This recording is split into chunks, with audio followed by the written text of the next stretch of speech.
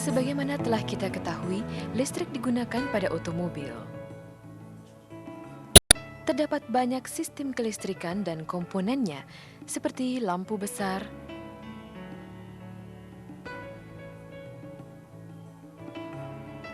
lampu kombinasi belakang, penghapus kaca, power window, audio, air conditioner, dan sebagainya.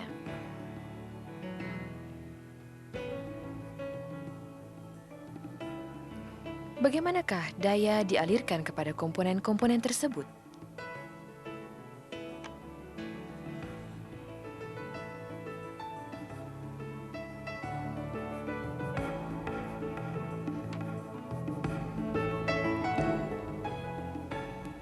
Dalam video ini kita akan melihat hubungan antara sumber daya dan beban listrik. Prinsip pembangkitan listrik.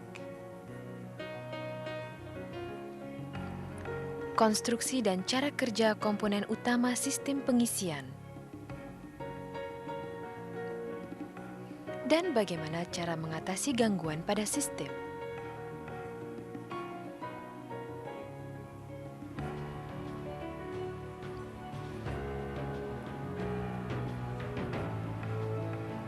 Salah satu sumber daya untuk komponen listrik adalah baterai.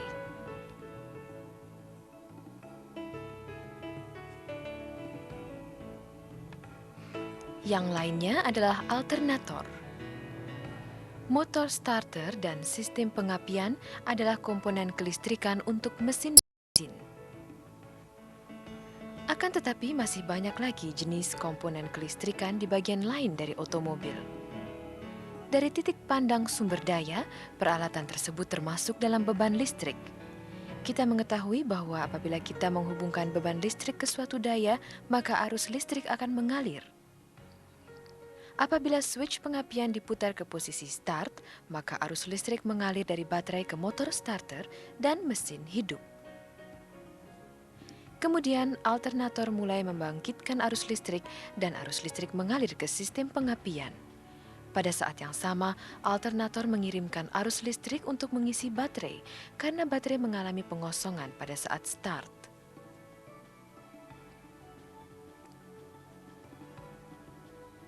Selanjutnya, apabila lampu besar, wiper kaca depan, dan komponen kelistrikan lainnya dioperasikan pada saat mesin hidup, alternator juga membangkitkan arus listrik yang diperlukan untuk hal tersebut. Singkatnya, alternator yang merupakan komponen utama sistem pengisian tidak hanya mensuplai arus listrik untuk komponen kelistrikan otomobil, tapi juga mengisi baterai. Bagaimanakah alternator membangkitkan arus listrik? Sekarang kami akan menjelaskan prinsip dari pembangkitan arus listrik.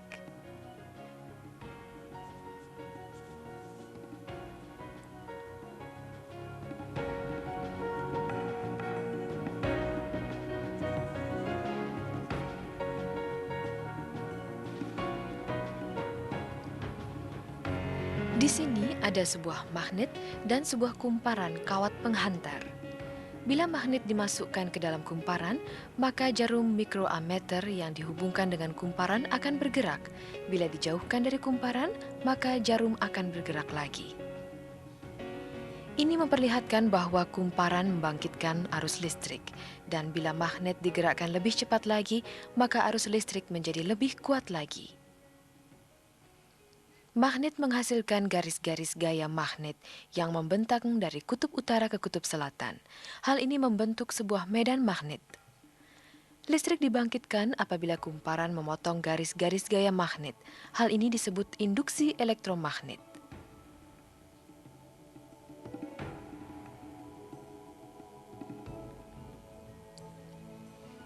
Jumlah lilitan yang banyak pada kumparan ini membangkitkan lebih banyak arus listrik dibandingkan dengan yang terdahulu. Sebagai tambahan untuk ini, bila kita menggunakan double magnet untuk menghasilkan medan magnet yang lebih besar seperti ini, maka kumparan membangkitkan arus yang lebih besar lagi. Sekarang mari kita coba untuk membangkitkan arus listrik secara kontinu. Pada bagian tengah model ini adalah sebuah rotor magnet. Sebuah kumparan dililitkan di sekeliling magnet. Kita akan memutar magnet.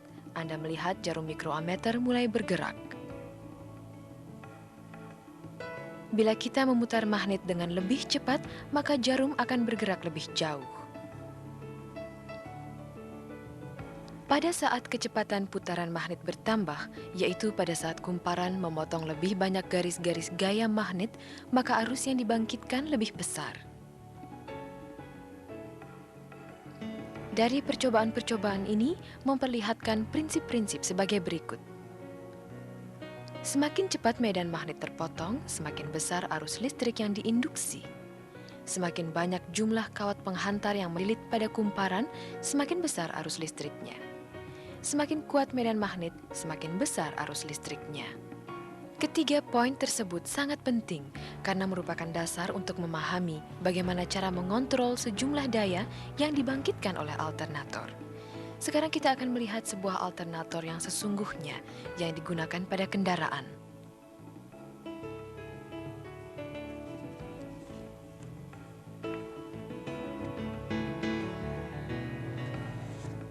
Kami akan menjelaskan bagaimana cara kerja alternator dengan tipe yang paling banyak digunakan, yaitu yang dilengkapi dengan sebuah IC regulator.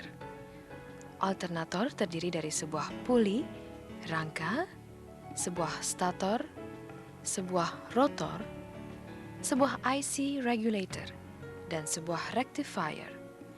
Dua komponen yang terakhir akan dibicarakan kemudian. Di dalam alternator, rotor dapat disamakan sebagai magnet, seperti yang Anda saksikan di dalam percobaan sebelumnya. Rotor terdiri dari sebuah rotor shaft, dua buah core, sebuah kumparan rotor, dua buah slip ring, dan sebagainya. Apabila arus listrik mengalir ke kumparan rotor melalui slip ring, salah satu core menjadi kutub utara dan yang lainnya menjadi kutub selatan. Hal ini dikatakan rotor menjadi sebuah elektromagnet. Kekuatan medan magnet dapat diubah dengan mengatur jumlah arus listrik yang dialirkan ke kumparan rotor. Komponen berikutnya adalah stator. Stator dapat disamakan sebagai kumparan di dalam percobaan pertama. Apabila rotor berputar di dalamnya, arus listrik akan dibangkitkan di dalam kumparan. Ketiga kumparan melilit di sekeliling stator dan dihubungkan satu sama lain pada salah satu ujungnya yang disebut sebagai neutral point. Ini adalah sebuah diagram sirkuit kumparan stator. Ini disebut hubungan Y, dan titik persambungan dalam hubungan Y adalah neutral point. Sekarang, menggunakan osiloskop, mari kita perhatikan arus listrik yang dibangkitkan di dalam kumparan stator. Anda dapat melihat bahwa sebuah arus listrik bolak-balik sedang dibangkitkan. Ini sesungguhnya adalah arus bolak-balik 3 fase. Hal ini sangat penting untuk diperhatikan bahwa arus listrik yang dibangkitkan dalam stator adalah arus bolak-balik, bukan arus searah. Ini berarti bahwa arus tersebut tidak dapat digunakan pada mobil sebagaimana adanya. Hal ini karena seluruh komponen kelistrikan di dalam sebuah otomobil bekerja dengan arus searah. Arus searah selalu diperlukan untuk mengisi baterai.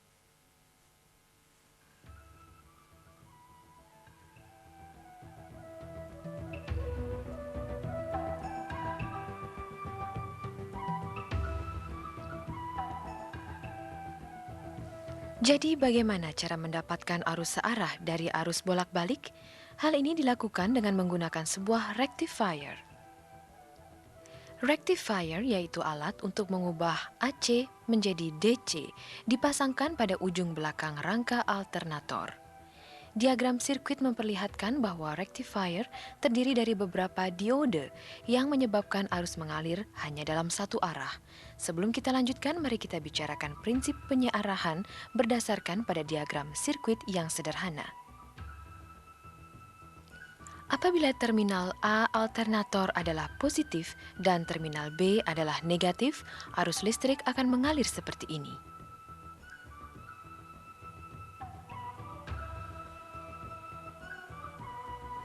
Akan tetapi, apabila polaritas alternator dibalik, maka arus listrik tidak dapat mengalir dengan arah kebalikannya karena adanya diode. Ini berarti bahwa arus listrik mengalir hanya dalam satu arah menuju beban, yaitu dihasilkannya arus searah. Hal inilah yang kami maksud dengan penyearahan. Alternator menghasilkan arus listrik bolak-balik 3 fase, sehingga arus searah setelah penyearahan adalah seperti terlihat berikut. Ini adalah bentuk sebuah rectifier. Tinggal satu masalah lagi. Bagaimanapun, putaran mesin berubah-ubah sesuai dengan kecepatan kendaraan, dan semakin cepat putaran mesin, semakin banyak arus listrik yang dibangkitkan.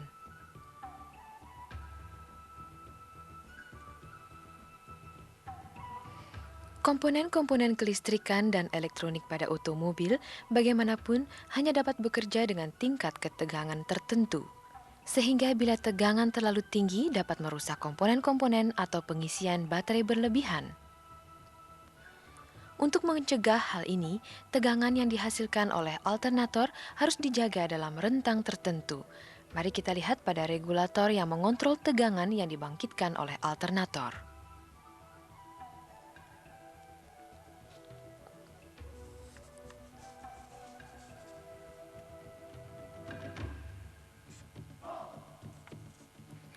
Voltase regulator juga dipasangkan pada alternator di samping rectifier. Konstruksi bagian dalamnya adalah seperti terlihat pada gambar. Terdiri dari sebuah hybrid IC yang mempunyai sebuah monolithic integrated circuit atau MIC yang menyatu, transistor dan sebagainya. Harap diperhatikan bahwa regulator tipe ini sebenarnya tidak dapat dipisahkan. Sekarang kami akan menjelaskan bagaimana voltase regulator bekerja.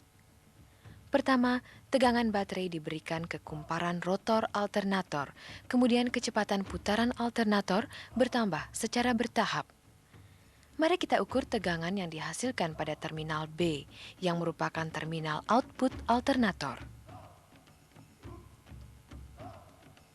Seperti yang dapat Anda saksikan, tegangan bertambah secara terus-menerus.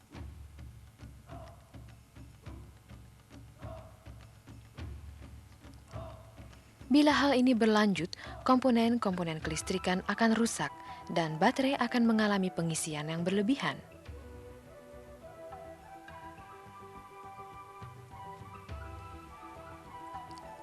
Sebagaimana yang telah kami jelaskan pada saat kita membicarakan tentang induksi arus listrik, ada 3 cara untuk merubah arus listrik yang dibangkitkan. Kecepatan pemotongan medan magnet, banyaknya lilitan kumparan, dan kekuatan medan magnet. Bila salah satu dari hal ini diubah, maka arus listrik yang dibangkitkan juga akan berubah. Dengan alternator, bagaimanapun, kecepatan kumparan memotong garis-garis gaya magnet tergantung pada kecepatan putaran mesin. Lebih lanjut, bila jumlah lilitan dibuat tetap, tegangan hanya dapat dikontrol dengan mengganti kekuatan medan magnetnya.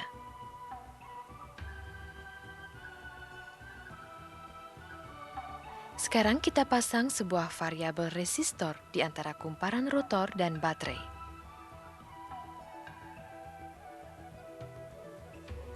Apabila putaran alternator berkurang, kita dapat menambah arus ke kumparan rotor dengan mengurangi resistance variabel resistor. Hal ini akan memperkuat medan magnet rotor. Di lain pihak, bila putaran alternator berkurang, kita dapat mengurangi arus yang ke kumparan rotor dengan menambah resistance. Hal ini akan memperlemah medan magnet rotor.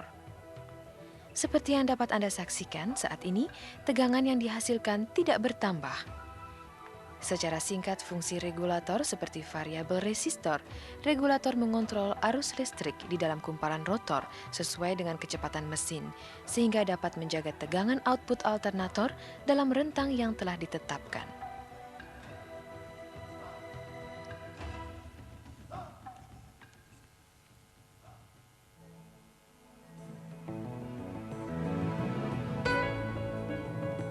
Selanjutnya kami akan menjelaskan cara kerja sistem pengisian menggunakan diagram sirkuit dengan memusatkan khusus pada arus yang dibangkitkan oleh alternator dan dikontrol oleh regulator. Bila switch pengapian diputar on, arus dari baterai mengalir ke terminal IG.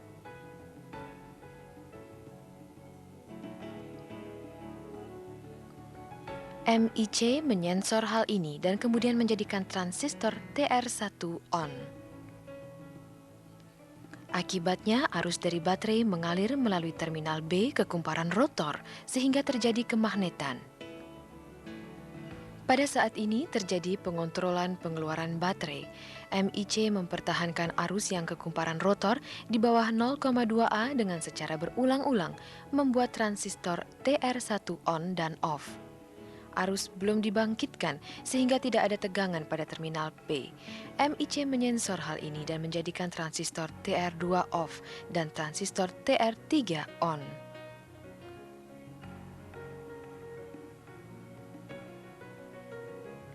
Lampu peringatan pengisian kemudian menjadi on. Selanjutnya mesin dihidupkan. Pada saat alternator mulai membangkitkan arus, tegangan pada terminal P bertambah. MIC menyensor hal ini dan menjadikan transistor TR1 dari posisi intermittent on dan off menjadi on terus, sehingga menghentikan arus yang disuplai dari baterai ke kumparan rotor.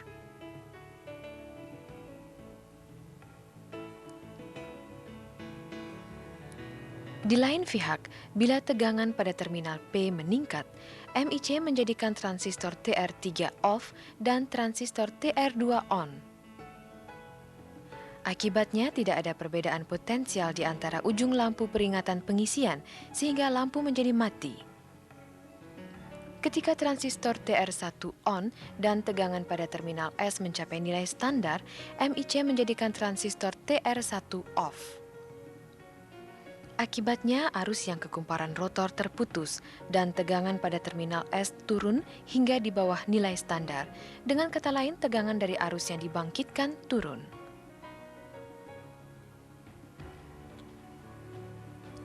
Pada penyensoran ini, MIC menjadikan transistor TR1 on lagi dan menyebabkan arus melewati kumparan rotor.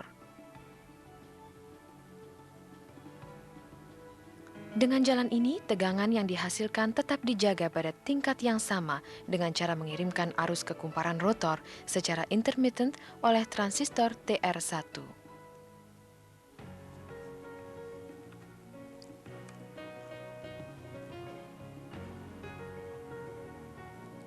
Selanjutnya, untuk mengontrol tegangan, regulator juga mendeteksi kesalahan seperti yang terlihat di sini. Apabila salah satunya terjadi kesalahan, maka lampu peringatan pengisian akan menyala. Kedua dioda ini disebut diode neutral point. Output pada neutral point menjadi lebih tinggi dari tegangan output alternator. Diode ini menggunakan tegangan yang berlebihan ini untuk menaikkan output alternator sebesar 10 hingga 15%.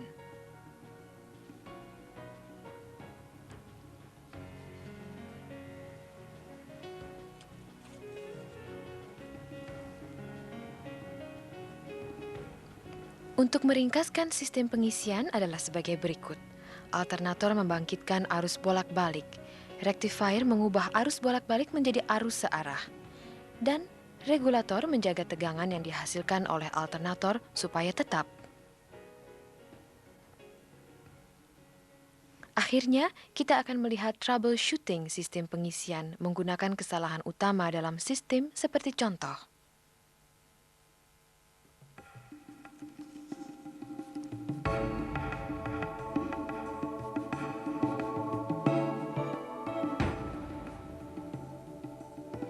Salah satu kesalahan yang paling umum adalah baterai lemah. Bagaimanapun, baterai yang lemah tidak selalu disebabkan oleh kesalahan dalam sistem pengisian, bisa juga karena sebab lainnya.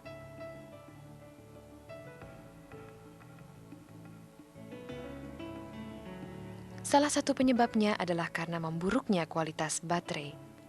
Yang lainnya adalah karena beban yang berlebihan. Dengan kata lain, kendaraan dilengkapi dengan komponen kelistrikan yang lebih banyak dari spesifikasi pabrik pembuatnya. Masalah yang lainnya yaitu baterai tidak dapat terisi dengan penuh karena kendaraan selalu dikendarai dalam jarak yang pendek. Anda harus memastikan hal-hal berikut ini sebelum melakukan pemeriksaan sistem pengisian. Apakah permukaan dan berat jenis elektrolit dari setiap sel baterai telah benar?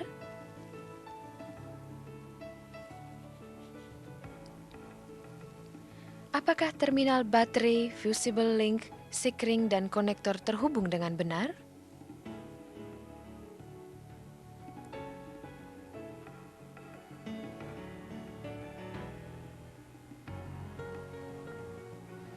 Anda juga perlu memeriksa apakah dipasang komponen kelistrikan tambahan dan bagaimana kendaraan digunakan. Setelah memeriksa masing-masing item, pastikanlah bahwa mereka berada dalam keadaan normal. Sekarang kita siap untuk memeriksa sistem pengisian itu sendiri.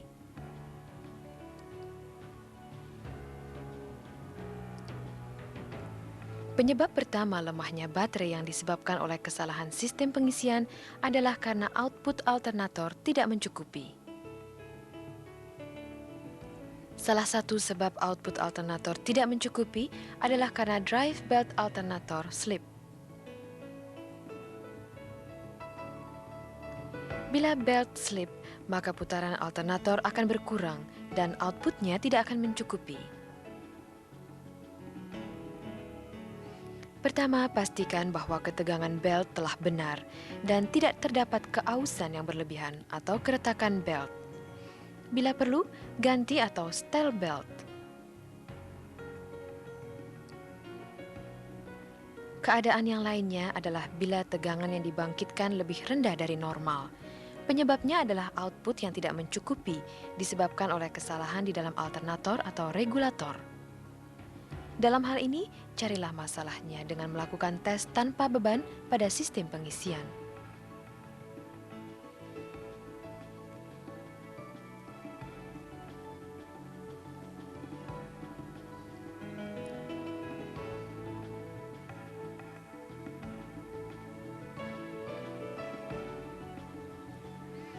Bila di dalam tes ini tegangan yang dihasilkan lebih rendah dari normal, periksalah kembali hal tersebut dengan menghubungkan terminal F dengan massa untuk mendapatkan tegangan baterai langsung ke kumparan rotor.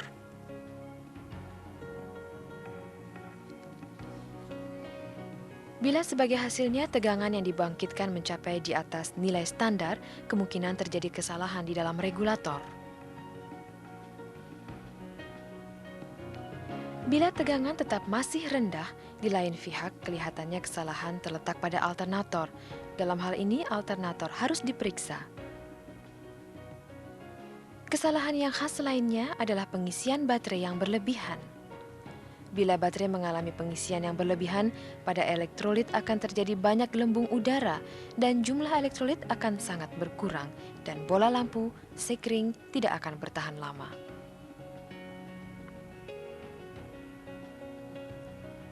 Hal ini mungkin disebabkan oleh tegangan yang berlebihan dari alternator. Hal ini dikarenakan malfungsi dari regulator yang membiarkan terlalu banyak arus yang mengalir ke kumparan rotor. Anda juga dapat memeriksa hal ini dengan cara melakukan tes tanpa beban.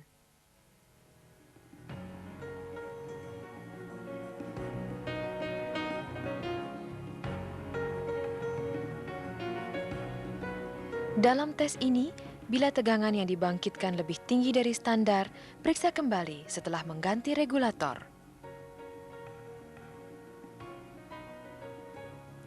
Bila seluruh tegangan yang dihasilkan oleh alternator berada dalam standar, Anda dapat meyakinkan ketentuan akhir dari kondisi sistem pengisian dengan melakukan tes dengan beban. Dalam tes dengan beban, bila kuat arus yang dibangkitkan oleh alternator adalah standar atau kurang, Anda dapat menganggap bahwa pada alternator terdapat kesalahan dan periksa atau perbaikilah alternator bila perlu. Untuk lebih jelasnya, Anda dapat melihat pada buku pedoman reparasi untuk mesin yang relevan, bagaimana cara melakukan tes dengan atau tanpa beban, dan bagaimana cara menentukan apakah sistem pengisian dalam keadaan normal atau tidak.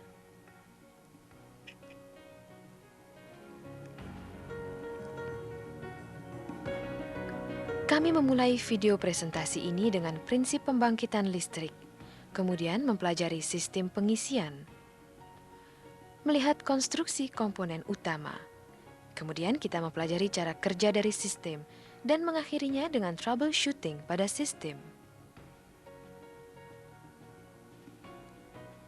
Kami berharap apa yang telah Anda pelajari dalam video ini akan membantu Anda dalam menangani pekerjaan Anda sehari-hari.